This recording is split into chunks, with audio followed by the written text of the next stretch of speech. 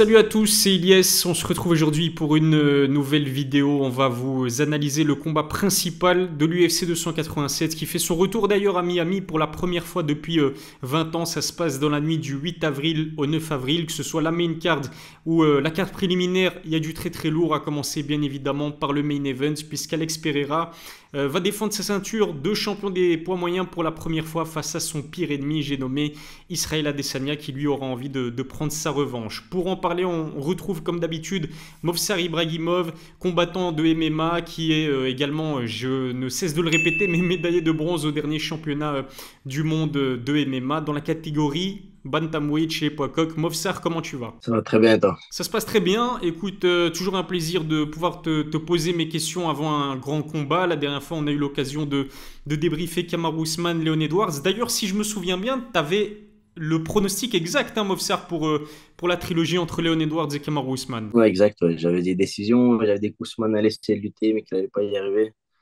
J'avais été revérifié, c'est vrai que j'avais été précis. Ouais. Ouais, bravo Movsar. Bah écoute, on va voir si tu auras le bon pronostic cette fois-ci pour ce rematch très attendu entre Alex Pereira et Israel Adesanya. En ce qui concerne nos pronostics, ce sera pour un petit peu plus tard. Mais j'ai envie de commencer par une première question. Bien évidemment, je sais que tu as regardé le premier combat de MMA entre Pereira et Israel Adesanya. Ça s'est fait il n'y a pas si longtemps que ça, hein. C'était au mois de novembre 2022. On pensait que le Stylebender allait conserver sa ceinture une nouvelle fois, qu'il se dirigeait vers une victoire sur décision unanime. Mais Pereira a décidé d'accélérer au cinquième round et a fini par l'emporter sur KO technique. Qu'est-ce que tu as pensé de ce combat entre les deux hommes? Franchement, j'avais été dégoûté moi ce jour-là parce que je voulais vraiment qu'Adesanya gagne. Et tu vois, il a gagné, Pereira, il a gagné de la manière brute.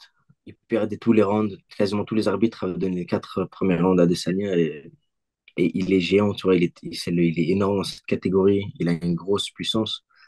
Et il a connecté, tu vois, donc et connecté en MMA, la grosse puissance, ça pardonne pas, tu vois. Donc c'est un gros retour, c'est un grand moment dans les MMA, mais pour Adesanya, pour ce qu'il représente, j'étais vraiment dégoûté. Ce qui est fou aussi, c'est qu'il a suivi les conseils de son coin juste avant le cinquième round, qui lui demandait notamment Glover Teixeira d'accélérer, d'aller chercher le finish. C'est ce qu'il a fait de manière brillante. Ça lui a permis de devenir champion des points moyens pour son huitième combat de MMA seulement.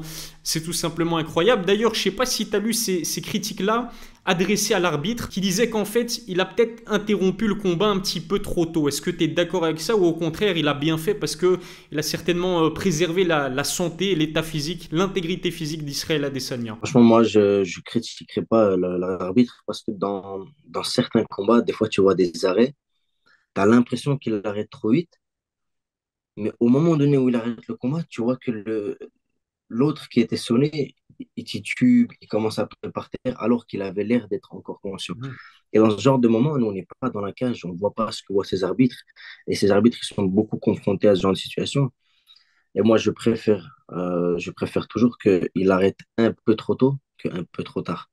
Parce que ça peut laisser de très grosses séquelles, surtout dans ces poids-là, avec les bombes qu'il est en train de lui envoyer Pereira, tu vois. C'était clair qu'il était en train de perdre conscience et qu'il n'allait pas nous faire une dinguerie, il n'allait pas faire un coup de pied retourné, le mettre KO, tu vois. Donc, dans ce contexte-là, je trouve que la fin, elle était tracée, tu vois. Le, à mon avis, il restait pas grand-chose avant qu'il l'éteigne, qu'il le mette, qu'il l'éteigne complètement. Est-ce qu'il faut qu'on attende jusque-là, tu vois? Et moi, je pense qu'il a fait un très bon arrêt. Et c'était Herb Dean, je pense, l'arbitre à ce moment-là. Il me semble que c'était Mike Goddard. Si c'était Herb Dean, je pense que si c'était Herb Dean, à mon avis, il aurait laissé le combat se terminer. D'ailleurs, c'est vrai que contrairement à Kamaru Usman, Leon Edwards, le rematch, où Leon Edwards a réussi à éteindre Kamaru, je pense que c'était une minute ou quelques secondes, si je me souviens bien, avant la fin du combat. Là, si je me rappelle bien, il restait quand même 2 ou 3 minutes. Du coup, en plus, Israel Adesanya avait encaissé le check d'Alex Pereira dans le cinquième round qui lui avait compromis la jambe. Il commençait à montrer des difficultés à se déplacer. On sait que c'est l'une de ses armes de prédilection, le fait de se mouvoir. T'as vu, respect quand même. J'ai utilisé le verbe, j'ai utilisé mouvoir C'est incroyable quand même ça. On fait dans la qualité ou on fait pas dans la qualité. Bref, ce que je veux dire, c'est que bah, Israël Adesanya, sa jambe était compromise. Du coup, il pouvait même pas échapper aux bombes, comme tu as dit, d'Alex Pereira. Il restait encore du temps pour que Poatan s'impose sur KO. Il y a pas photo, hein. Clairement, l'arbitre a bien fait de mettre un terme à ce combat. Non, je trouve aussi surtout que malgré des essais, par exemple, imagine si ça aurait été Khabib, tu aurais dit ouais, peut-être qu'il aurait essayé de l'amener au sol. Mais dans ce combat-là, même les échanges de grappling, ils avaient l'air équivalents, tu vois, même si techniquement, ça n'avait pas l'air ouf, tu vois. Il y a eu certains moments de sol où c'était vraiment moche, il y avait plein d'erreurs. Mais tu vois bien que ils s'annulaient quand même malgré tout les deux, donc il n'y avait pas vraiment d'autres solutions, tu vois. Comme tu as dit, il ne peut plus bouger. Il était coincé on est face à une fin toute écrite, alors à quoi bon le laisser se prendre des blessures, tu vois. Donc moi, je comprends la décision. Ouais, franchement, en plus, quand t'encaisses les frappes d'Alex Pereira, qui est certainement l'un des combattants les plus puissants, pound for pound de l'UFC, qui a mis des sacrés KO lors de sa carrière aussi au Glory Kickboxing, où il est devenu le premier double champion, du coup, dans deux catégories de l'organisation. Ouais, c'est clair que ça se présentait pas bien pour Israël Adesanya. Je te parlais justement du parcours de Pereira en kickboxing. C'est vrai que bah, leur striking, il s'est plutôt annulé, comme tu l'as dit. Même si ce sont deux kickboxeurs au style totalement différent. On a Pereira qui est extrêmement puissant, qui sur un crochet, notamment son crochet du gauche, peut éteindre absolument tout le monde. Et puis Israël Adesanya, il a un autre style tout simplement. Lui, c'est ses qualités bah, de mouvement, encore une fois, de rapidité. Et c'est quelqu'un qui gagne les rounds plutôt que un combattant qui est capable d'éteindre la lumière sur un seul coup. En fait, j'avais vu, je me rappelle plus c'est qui l'avait dit, mais il avait dit certains combattants, ils ont des styles, quand ils sont face à ce style-là, c'est comme un, La kryptonite. ça va plus marcher. C'est ça, exactement. C'est sa kryptonite. Et malheureusement, pour Adesanya, Pereira, il a le style kryptonite pour lui. Pereira, il avance. Mhm. Tortue, il avance avec ses mains devant comme ça. Il n'a même pas la garde collée, là, les mains là. Et il avance. Et il avance, il avance. Et sur 25 minutes, à un moment donné, tu vas te faire cadrer. C'est ça le problème. Adesanya, il touche, il sort, il touche, il sort, il touche, il sort. Mais à un moment donné, il va te cadrer. Et là, c'est les problèmes. Tu vois, les calf kicks, les calf kicks qui t'empêchent de bouger petit à petit parce que tu peux pas être hors de portée des jambes tout le temps. Les jambes, elles sont longues. À un moment donné, il va se faire arrêter. Et à ce moment-là, c'est les problèmes, tu vois. Et c'est dommage parce qu'il y a un style qui est beaucoup plus difficile que l'autre. Moi, j'ai jamais été fan du kickboxing de Pereira parce qu'il est naturellement doté d'une force de frappe incroyable. Il a un style, même au Glory, quand il est en kickboxing, il a un style moche. Je te jure, il a un style moche. Il y a un consensus parmi les kickboxers. Tout le monde est d'accord, son style, il est moche. Mais c'est dirty boxing efficace. Il est là, c'est même pas d'élan. Il prend même pas d'élan. Des petits coups de devant, il te sonne, il t'endort des gens, des grands gaillards de 2 mètres. Tu vois. Il est doté d'une grosse puissance. Et Adesanya, il n'a pas ça, mais c'est beau, son style, les tactiques qu'il fait en combat, c'est très beau à voir, à faire, c'est difficile. Mais malheureusement, il est face à sa kryptonite. Ouais, les feintes aussi d'Israël Adesanya sont assez incroyables. Ça avait fait réagir Pereira. Je suis assez d'accord avec ce que tu dis concernant le style de Pereira. En fait, c'est un petit peu comme Deontay Wilder en boxe. Et d'ailleurs, Deontay, c'est celui qui en parle le mieux. Quand il affrontait, ou plutôt avant d'affronter Tyson Fury la première fois, opposition de style entre Wilder, puncher, et Fury, technicien, un petit peu comme Pereira Adesanya, toute proportion gardée. Mais Wilder, ce qu'il disait, c'est qu'il a besoin d'être parfait une seule seconde pour trouver l'ouverture et t'envoyer dans l'au-delà en te mettant KO, alors que de l'autre côté, Tyson Fury, il a besoin d'être parfait pendant toute la durée du combat. C'est un petit peu la même chose entre Pereira et Adesanya. Ça s'est vu aussi au kickboxing, parce que en vérité, sur les trois combats, deux en kickboxing et celui dont on parle en MMA, Adesanya aurait pu l'emporter sur décision. Le premier combat, il se fait voler la décision. Le deuxième combat, il est dominé avant de se faire éteindre pour la première fois de sa carrière par le crochet justement de Pereira. Et puis la troisième fois, KO technique. Ça doit être allant quand même. Parce que c'est vrai que, bon, on peut le dire, c'est plus un secret. On le sait, on est au courant. Alex Pereira, c'est clairement la bête noire d'Israël Adesanya. Ça doit vraiment être dur mentalement pour le Stylebender. Franchement, à la dernière fois, quand ça allait être leur premier combat d'MMA, je t'avais dit non, ça va aller parce que c'est dans son milieu. Mais maintenant, c'est difficile, tu vois. En plus, on est à combien de temps depuis leur dernier combat? Ça fait 5 6 mois. C'est ça. Et il a encore ce chaos en travers. C'est obligé, quoi qu'ils disent, il peut dire non, c'est pas vrai. Non. Un peu comme Ousmane avec Leon Edwards. Ils peuvent le nier, mais Pereira, il dort quelque part au fond de sa conscience, tu vois. C'est sûr qu'il fait des cauchemars la nuit, il se réveille en transpiration parce qu'il rêve de Poatan dans un coin comme ça, tu vois. Ma- Malheureusement, tu vois. Mais comment tu veux faire? Il va être encore enfermé dans cette cage pendant 25 minutes avec celui qui l'a battu 3 fois, dont 2 fois par KO. C'est un être humain, bien sûr qu'il va avoir de l'appréhension, bien sûr qu'il va avoir peur, mais est-ce qu'il va y aller? Est-ce qu'il va y aller prêt? Bien sûr aussi. Parce qu'il a fait des grosses guerres, il a vécu de grosses choses dans la cage, il a été champion pendant très longtemps. Bien sûr, il va être préparé pour ça, mais c'est obligé qu'il va avoir un peu plus de stress que pour les autres. Mais bon, qu'est-ce que tu veux? Sur le premier combat de MMA, du coup le dernier combat entre les deux hommes, ce qui est encore plus ralent du côté du Stylebender, c'est que dans les derniers instants du premier round, il était à deux doigts de le finir, hein, Pereira. Il a été sauvé par le gong, c'est un truc de fou en fait. C'est comme si le sort s'acharnait sur Israël Adesanya. Ce que tu as dit, que je trouve pertinent, et j'aimerais y revenir, Movsar, c'est que tu as dit que entre le deuxième combat qui a lieu le 8 avril et le dernier, mais il n'y a eu que 5 mois qui se sont écoulés. Et le coach d'Israël Adesanya, Eugene Berman, considère lui-même que Adesanya n'aurait pas dû accepter d'affronter une nouvelle fois Pereira avec un laps de temps aussi court. Est-ce que, j'imagine, tu es d'accord avec ce que dit le coach d'Adesanya? Mais explique-nous pourquoi c'est une erreur de ne laisser que 5 mois entre sa défaite sur KO technique et ce prochain combat. Ça va dépendre beaucoup du combattant lui-même. Moi, par exemple, si j'avais essuyé une grosse défaite, mais domination par un adversaire, avant de reprendre une revanche contre lui, 5 mois, ça serait pas assez. Pourquoi? Parce que 5 mois, j'ai pas le temps de m'améliorer assez pour battre quelqu'un qui m'a dominé, pour prendre des nouvelles cordes à mon arc, pour avoir des nouvelles armes pour le battre.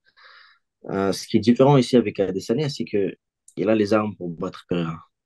Euh, Si tu refais ce combat-là, le premier qu'ils ont fait, tu le refais avec même sans rien changer, tu vois, peut-être que Adesanya l'aurait gagné. Donc, Mhm. il a les armes pour le battre. C'est pas ça le problème. Le problème, c'est quoi? C'est euh, est-ce que, est-ce que mentalement, ça lui a suffi comme temps pour s'en remettre? Parce que quand tu prends ce genre de combat-là, tu reviens, tu fais un KO, tu peux pas reprendre les entraînements forts tout de suite. Il faut te remettre des blessures. Donc, t'enlèves un mois et demi, ça fait déjà plus grand-chose qui reste. Puis t'enlèves le dernier mois où tu fais un gros régime, tu peux pas t'entraîner dur. Ça lui fait quoi, 2 mois d'entraînement, tu vois. T'as pas le temps de faire d'ajustements, t'as pas le temps de prendre du temps pour toi, pour réfléchir, tu vois. Donc, ça va vraiment dépendre de la manière dont Adesanya endosse ce combat-là. Ça va dépendre de lui et de sa manière de faire. Euh, J'ai connu beaucoup de combattants, tu vois, jusqu'à maintenant. Et il y a plusieurs sortes de combattants. Il y en a qui aiment bien s'isoler. Il y en a qui ont besoin de parler aux autres. Tu regardes par exemple Khabib, 1 heure avant son combat, il parle avec tout le monde. Il est là, il rigole, il fait des blagues. Tu prends Patrick, par exemple, notre Mugiwara national. Casque, 1 heure avant, il parle à personne. Jusqu'à ce qu'il rentre, 30 secondes avant d'entrer dans la cage, il a le casque, il parle à personne. Il fait l'air grave. Chacun a sa manière de faire. Moi aussi, je suis plus dans le style, je parle pas trop, je m'isole pas complètement, mais je pense que tu vois, chacun a sa manière de gérer. Et lui, si il pense que lui-même, il a réussi à gérer, alors c'est lui qui va. Tu parlais des armes d'Israël Adesanya, je vais t'en suggérer une, mais on a vu que je pense c'était dans le troisième round de leur précédent combat, Adesanya a réussi à emmener Pereira au sol et il a quand même réussi à le maintenir au sol. Pareil pour Pereira, sauf que lui, il n'a pas eu le temps de maintenir Israël Adesanya au sol parce que c'était juste avant la fin du deuxième round, il me semble. Est-ce que peut-être on risque de voir plus de phases de phase en lutte, de phase au sol entre les deux hommes. Et est-ce que c'est pas là peut-être la vraie solution pour Adesanya d'enfin enregistrer une victoire face à Pereira, puisque lors des 3 précédents combats, il n'a pas réussi à s'imposer, on va dire, debout face à Poatan. Franchement, je vais te dire la vérité, j'aimerais trop, trop, trop, trop, trop que Adesanya il lutte peur. Ok. Je serais trop heureux. Je serais trop heureux si Adesanya lutte. Euh, j'ai vu, tu vois, ils sont des chaînes YouTube et tous les gros combattants là, et j'ai vu quelques vidéos où je vois beaucoup lutter, grappler Adesanya. Et je me demande si est-ce que ça change de leur programme habituel ou est-ce qu'il a vraiment fait une concentration là-dessus. Et j'espère vraiment beaucoup parce que c'est une voie pour la victoire, toute tracée pour Adesanya. S'il combine son style de, de, de chat qui se mouvoie, je ne sais même pas si on peut dire comme ça, dans la cage, pour reprendre ton verbe, s'il combine ça à de la lutte, à maintenir des bonnes positions, trouver du grand endpoint pour taper un peu, ça va grandement, grandement augmenter ses chances de victoire. Et j'aimerais beaucoup voir ça parce que Pereira, je pense pas il va level up assez pour bloquer ça. Mais encore une fois, le problème, c'est quoi? C'est la force de Poitin. Il a tellement de force qu'il est dur à maintenir au sol.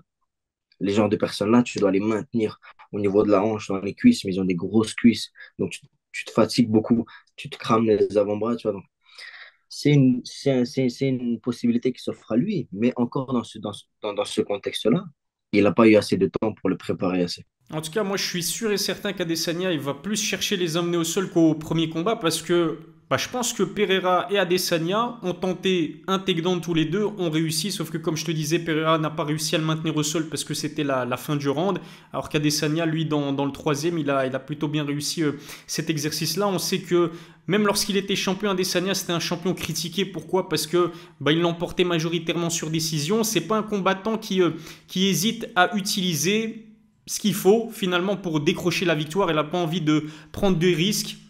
Quitte à ce qu'on critique ses combats et qu'on dise que c'est un champion ennuyant, je pense qu'il y a donc des chances pour qu'on le voit essayer d'emmener Pereira au sol au maximum. Et il doit le faire, pourquoi? Parce que imagine Movsar un seul instant qu'Israël Adesanya perd une quatrième fois contre le même homme. Ce serait quoi la solution? Imaginons, envisageons le pire des scénarios pour le Stylebender. Il perd une quatrième fois contre Alex Pereira. Qu'est-ce qu'il fait? Il prend sa retraite ou alors il monte en catégorie chez les lourds légers? En fait, Adesanya, et un peu de la même manière que Ousmane, c'est des gens qui ont tellement dominé leur caté, et Woodley avait la même chose à l'époque, des gens qui ont tellement dominé leur catégorie, qui ont tout le temps été champions. Autant que je te rappelle de lui, il a été champion quasiment. Tu auras trop du mal à le revoir combattre dans, dans un top 5, dans un top 10, des co-main events, tu vois. Et si toi, déjà, tu as du mal à le voir comme ça, imagine comment lui, ça doit lui faire. Beaucoup moins des moins gros chèques, plus de ceinture, plus de MBD de série sur eux, tu vois. Et c'est difficile de revenir en arrière. Tu vois, c'est difficile de revenir en arrière. Une fois que tu as goûté Ferrari, piscine intérieure, revenir à la maison dans le quartier, c'est dur, tu vois. Et je sais pas comment est-ce qu'ils vont réussir à gérer ça. Franchement, c'est- retraite, ça serait peut-être trop tôt, peut-être trop soudain. Partir dans une KT en haut, ça demande trop de préparation. On a vu avec Blachowicz, il a été totalement dépassé à Destania, tu vois. Donc, franchement, à part réussir à mettre son orgueil de côté et tenter de refaire une course vers la ceinture, je vois pas d'autre solution. Mais bon, personne ne voudra voir un Pereira Adesanya 5, si tu veux, mon avis. Donc, il faudra attendre qu'il se fasse taper par quelqu'un d'autre. Ouais, non, on est d'accord. Mais d'ailleurs, je suis prêt à parier que si Israël Adesanya monte chez les lourds légers, Pereira va le suivre. C'est ça le pire, parce que déjà Pereira, s'il a signé à l'UFC, en fait, c'est le hater, c'est le plus grand hater de l'histoire, je pense, Pereira, parce qu'il a, il réussissait bien au Glory Kickboxing. Israël Adesanya, lui, il réussissait bien à l'UFC. Il s'est dit, tu sais quoi, j'ai envie de le suivre, en fait, j'ai envie de lui pourrir la vie, parce qu'apparemment, ça c'est une histoire vraie, hein, Movsar, c'est le journaliste ESPN Marc Raimondi qui le raconte, mais en fait, Pereira, il a décidé d'aller à l'UFC au moment où Israël Adesanya a réalisé une interview, je pense que c'était en Nouvelle-Zélande, et dans cette interview, il disait de Pereira que il s'en foutait d'avoir perdu contre lui, parce que maintenant il est à l'UFC, alors que lui, il est sûrement en train de suivre ses combats dans un bar au Brésil et en pleine baston générale dans ce bar-là, parce qu'apparemment, je pense que Pereira avait des soucis d'alcoolisme. Voilà, ça c'est pour la petite anecdote, la petite parenthèse. Alex Pereira, on sait que physiquement, c'est aussi quelqu'un de très costaud.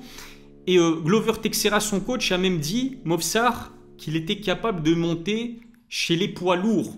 Tellement il est solide, tellement il est massif. D'ailleurs, je ne sais pas comment il fait pour valider sa pesée à 84 kilos. Parce après son rebond, il frôle les 100 kilos. Est-ce que toi, tu penses qu'Alex Pereira a des chances de monter chez les poids lourds et peut-être de s'imposer dans la catégorie des heavyweights? En fait, il y a un côté où les Brésiliens, et tu prends Glover Teixeira et Pereira, les Brésiliens, ils ont un très gros style, ils ont un très gros côté fraternité, tu vois, ils sont beaucoup liés, ils sont très chrétiens aussi, ils sont toi, trop liés de fou. Ils s'aiment vraiment beaucoup et ils ont tendance à un peu exagérer, tu vois.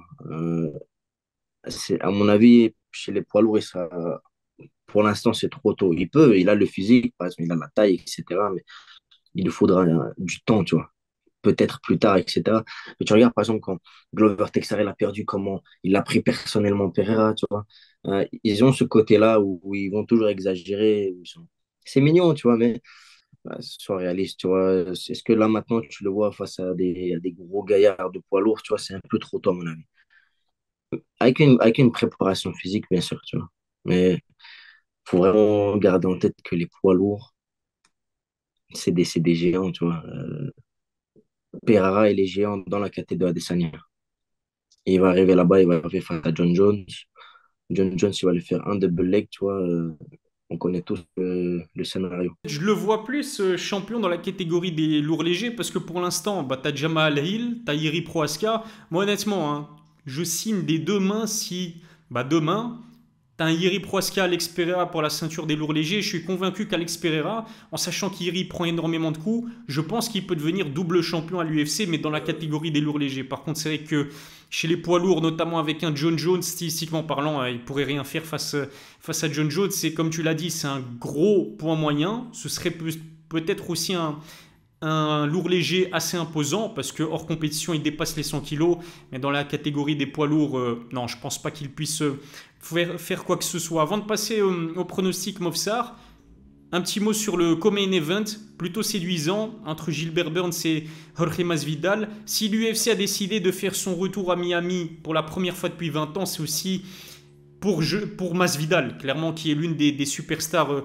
de l'organisation. Comment est-ce que tu vois ce combat se faire en sachant que bah, les deux combattants ne sont pas du tout sur la même dynamique, avec un Masvidal qui n'a plus décroché la victoire depuis 2019 et son combat contre Ned Diaz, ça commence à dater. Masvidal, tu vois, à mon avis, il a aucune chance contre Burns actuellement. Masvidal, il a fait son prime, tu vois. Il fait partie de ces combattants qui deviennent malgré eux des gatekeepers. On appelle ça à l'UFC, ceux qui tiennent la porte pour les suivants. Et Masvidal, euh, il n'a pas le niveau malheureusement du Burns actuel, tu vois. Burns, il est vraiment très très chaud. Et à mon avis, avec Ousmane qui a plus le titre de champion, qui était un blocage pour lui, pour Covington, il va y avoir une nouvelle montée de hype chez les welterweight. Et Masvidal, il est juste là pour lancer la nouvelle hype de Burns, selon moi. Il vend beaucoup comme un event, c'est pour ça qu'il est là. Mais comme tu as dit, sa dernière victoire à date, il a pris un gros KO contre Ousmane. À mon avis, ça va être un beau combat parce que c'est quelqu'un de déter, c'est quelqu'un qui frappe. On connaît tous son passé, bagarre de rue, etc. Donc, il est vendeur, mais très peu de chance face à Burns, selon moi. Ouais, moi, je vois Gilbert Burns s'imposer.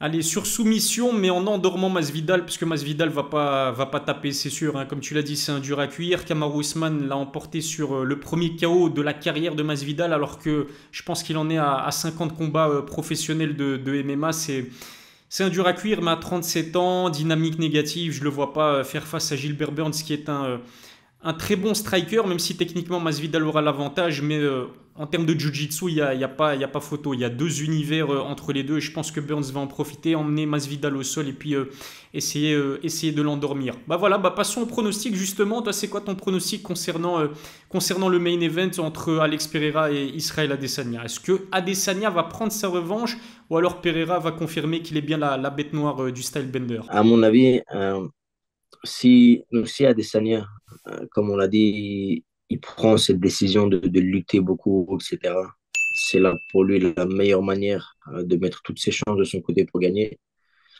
S'il gagne, ça sera par décision. Mais moi, je vois un défaite par KO, premier round. Oh! Round un, round un ou 2.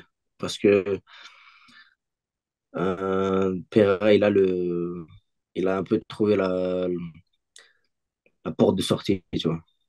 Et je pense que il va juste, avec plein de confiance, avec plein d'entrain, et ça va faire la différence, comme il y a eu avec Kamaru Usman et Leon Edwards.